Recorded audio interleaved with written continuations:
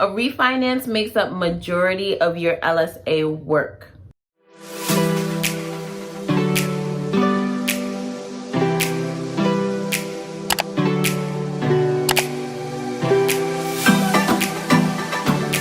Hi, my name is Melissa. Welcome to my channel if you're new, and welcome back if you're not. Today I'm going to be going over what a refinance is in terms of a loan signing agent in the mortgage industry, as well as the important documents that you're going to find in this package. I'm going to try to make this as quick as possible, so let's get into it.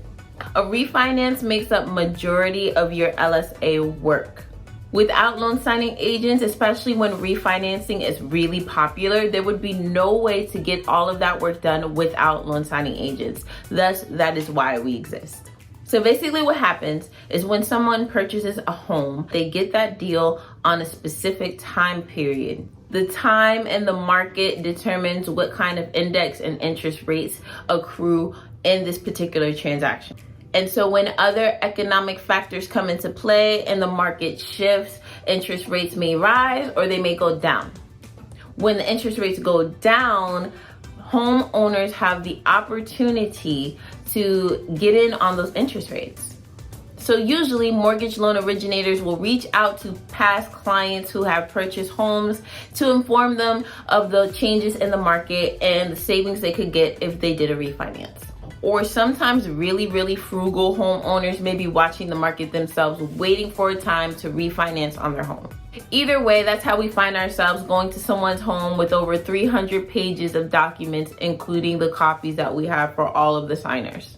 So with that being said, I want to go over at least 5 common documents you're going to find in your refi. You're going to find the promissory note. You're going to find the URLA, aka the Uniform Residential Loan Application. You're going to find your closing disclosure. You're going to find your mortgage or your deed, depending on what state you're in. And you're going to find the notice of right to cancel or the rescission document. Now, before anybody starts typing away in the comment section, I want to make this under 5 minutes. So that is why I'm being as brief and general as possible. This video is for newbies. There are a lot of documents that I'm willing to go over. If you say in the comment section that you want a more in-depth video on refinancing, and if you want to see how I go over the specific documents, let me know in the comment section below and I'll make that video. So let's start off with the promissory note. Sometimes it's going to just be titled as note, and this document gives you in-depth, explicit details on the mortgage itself. It is super important. The URLA, or the Uniform Residential Loan Application, is a standardized loan application that is used across all 50 states. They have to do this because each state has their own state regulations and laws when it comes to real estate transactions and mortgage transactions. And so just to unify everybody and make sure everybody's on the same page when it comes to loan applications, this document was created. In my next video, when I go over the specific documents that you're gonna find in a refi, I will be including the updated URLA. Because when I first started out as a loan signing agent, it looked one way, and then probably around September 2020, they rolled out this new URLA, and then that became effective in 2021. So, you know, some people are still a little bit iffy on that, and I will definitely bring more attention and detail to that.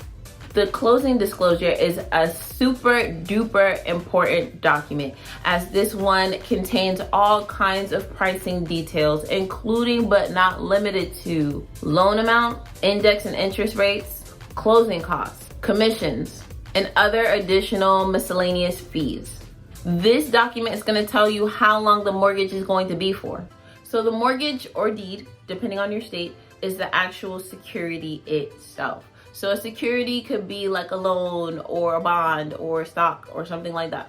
The mortgage or the deed is literally what everyone is here for. This is probably one of the most important documents in the package. Without this document, nothing else would really even exist. The deed of trust. Now, this is only applicable when there are trustees involved with a property. So a trustee is a neutral third party that has title to the property. This could be a bank, family members, even small children.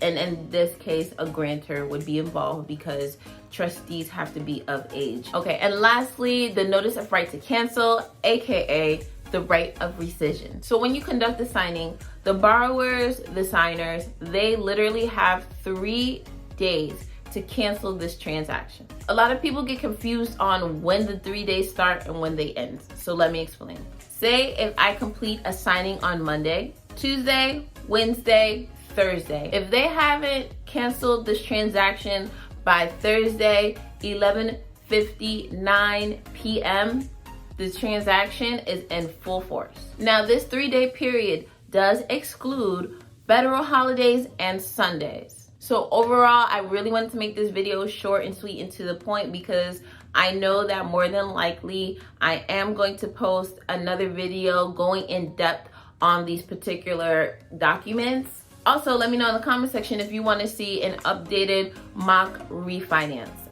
And that's all I got for you guys. Thank you so much for your support, and I'll see you in my next video. Bye.